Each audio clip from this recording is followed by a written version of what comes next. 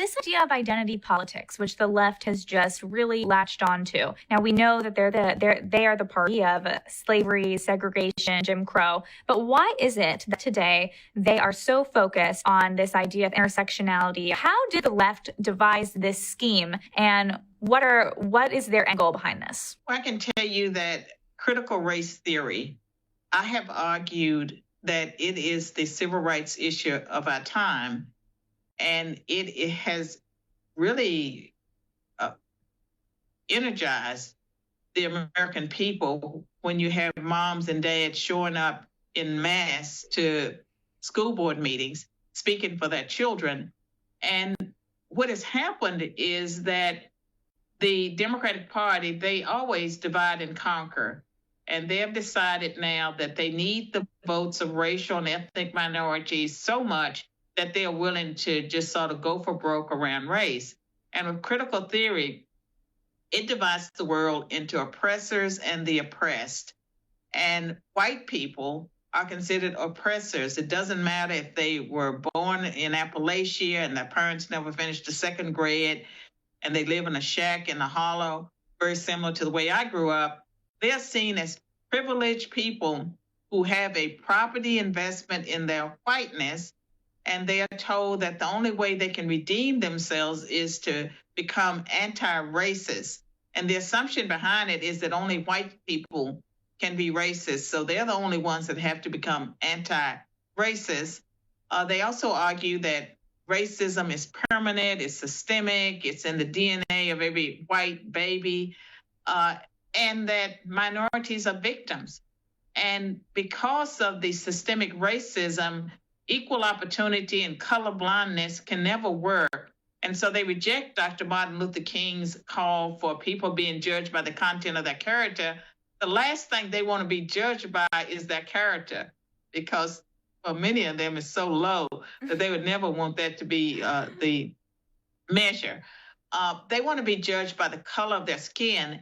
And so they want equity. They want equal outcomes instead of being rewarded, given equal opportunity where you work and, you know, the best person, you have non-discrimination, the cream rises to the top. No, it's about giving people something because of the color of their skin, but underlying all of that is white racism.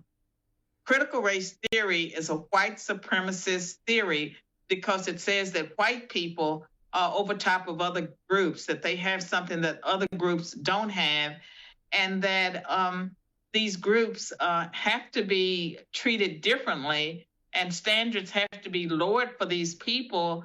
Otherwise, they won't be able to survive. And to put forth this false narrative about race and about America, they have to ignore the achievements of Blacks that came out of slavery and were able to accomplish all kinds of things. So they have to ignore the history of slavery, where you had abolitionists always fighting, white abolitionists fighting for Blacks.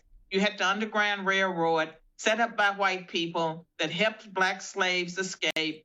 You had millions, if not trillions of dollars going into Black education. The story of America is the story of whites and Blacks working together. They had a civil rights movement. It was very successful, but with the critical race theorists, and many of them are Democrats, and whether they call it DEI, diversity, equity, inclusion, or CRT, or whatever acronym, it's the same thing. It's about division. It's about destroying America. It has Marxist roots.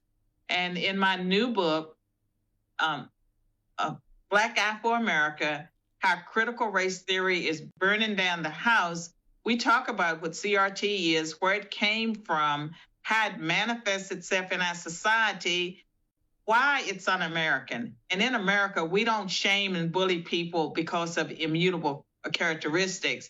And the CRT as practice, it runs counter to our civil rights laws, the Civil Rights Act of 1964 and its extensions, the Equal Protection Clause of the Constitution, people's First Amendment rights. And it is something that should not be tolerated in America. And I'm glad that people are standing up, fighting back.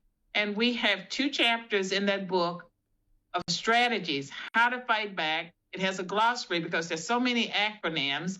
as well as an index and tons of citations.